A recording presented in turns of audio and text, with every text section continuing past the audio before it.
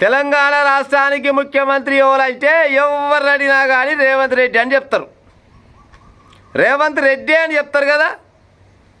కాదు రేవంత్ రెడ్డి కాదు, రేవంత్ గౌడ్ అంట. మరి కొత్తగా వచ్చింది ముచ్చట, పాడైపోను. ఒకసారి వీడియో చూడండి, మీకు అవపడుతుంది. రేవంత్ గౌడ్ గారు ఎందుకంటావునన్న మాట నేను నిన్న టీవీ నైన్ ఇంటర్వ్యూలో చెప్పాను.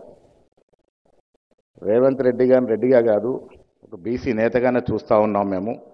అలాంటి లక్షణాలు, అలాంటి ఆలోచన, ఆ విధానం ఆయనలో ఉంది కాబట్టి నేను వారిని అందుకే రేవంత్ గౌడ్ గారిని సంబోధిస్తూ ఉన్నాను.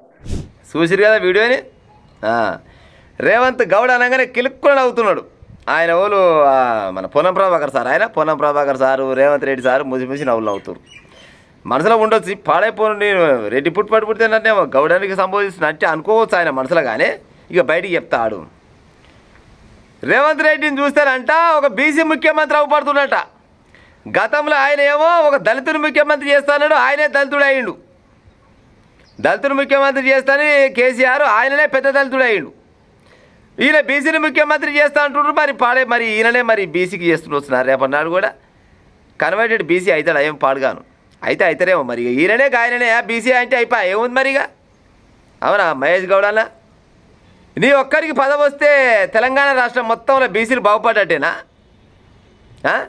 అంటే అనుకుంటున్నట్టు. కాంగ్రెస్ ఎట్లా అనుకుంటారు అంటే ఎంతసేపటికి గత ప్రభుత్వాన్ని క్యాగ్లేం చేసుకుంటారు వీళ్ళు. గత ప్రభుత్వంలో బీసీలకు ఉన్న రిజర్వేషన్లు ఖరాబు చేసిరు. 36-37% ఉన్నదాన్ని 16-17% తీసుకొచ్చిర్రు. అందుకోసమనే వాళ్ళకంటే మేము కొద్దింత మెరుగే. బీసీ రిజర్వేషన్ల గురించి వెళ్ళబెట్టలే. మేము 42% రిజర్వేషన్ ఇస్తామన్నాం. సో మేము బీసీల గురించి మాట్లాడుతున్నాం, మేము వాళ్ళకంటే మేము మెరుగే అని అనుకుంటున్నారు. ఇప్పుడు బీసీల కోసం కొట్లాడుతున్నామని చెప్తున్నారు కాబట్టి బీసీ ముఖ్యమంత్రి అయిపోయినట్టేనా ఇక అమలు అయినాడు. నిజంగానే ఈ తెలంగాణ రాష్ట్రానికి ఒక బీసీ ముఖ్యమంత్రి అయినాడు. బీసీని ముఖ్యమంత్రి మీ కాంగ్రెస్ పార్టీ చేసినాడు. నిజంగానే బీసీల కోసం పార్టీ భలే కష్టపడ్డదని అనుకోవచ్చు. ఏ పురుషం అన్న ఒక పాట చెప్పిండు, ఒకటే లైన్ చెప్తా. అదేంది,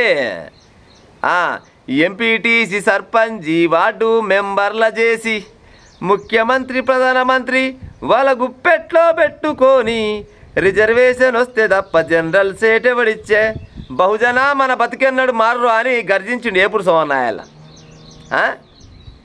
అయితే ఇప్పుడు నీకొక్కరికి పదవి వచ్చిందని రేవంత్ గౌడ్, రేవంత్ రెడ్డి కాదు రేవంత్ గౌడు ఇంకో మీటింగ్ పోయి రేపు మళ్ళీ ఇంకో కులం ఆయన కూడా ఉండి రేవంత్ మాదిగా అంటారా, రేవంత్ కమ్మరి, రేవంత్ కుమ్మరి, రేవంత్ గొల్ల, రేవంత్ యాదవ్ అని ఇట్టే సంబోధిస్తున్నా.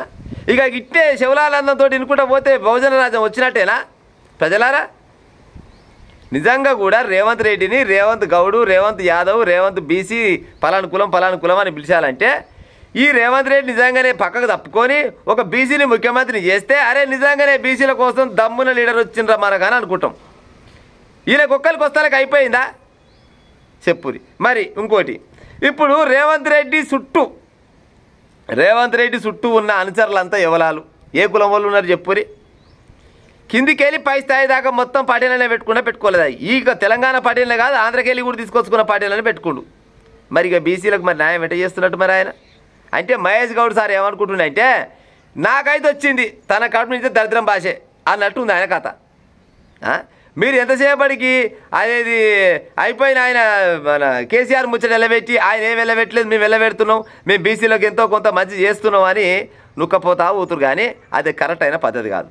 మీరు బరాబర్గా బీసీలకు రిజర్వేషన్ అమలు చేసి బీసీలకు న్యాయం చేస్తే అది అన్ని అందాల ఉద్యోగ పరంగా అయినా కానీ రాజకీయ పరంగా అయినా కానీ అన్ని రకాలుగా ఇవ్వాలి. కానీ ఈ సర్పంచ్ ఎంపీడీసీ వార్డు మెంబర్లకు మేము ఇస్తున్నాం అని చెప్పి ఆయమైన పదవులన్నీ మీ కింద పెట్టుకొని ఇటువంటి సర్పంచ్ ఎంపీడీసీ వార్డు మెంబర్లు అంతా పోయి మళ్ళీ మీ దగ్గర రావాల్సిందే కదా.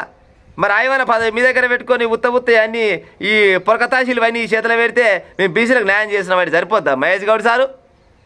ఏమో మరి నీ ముచ్చరైతే మరి మీ బీసీలే సీసీ అంటారు. మరి ఎంత ముద్దుగా రేవంత్ రెడ్డి గారిని పట్టుకొని రేవంత్ గౌడ్ అని మాట్లాడుతున్నాడు. ఇక గౌడ్ అన్నలు మరి మీరే చెప్పాలి. ఇక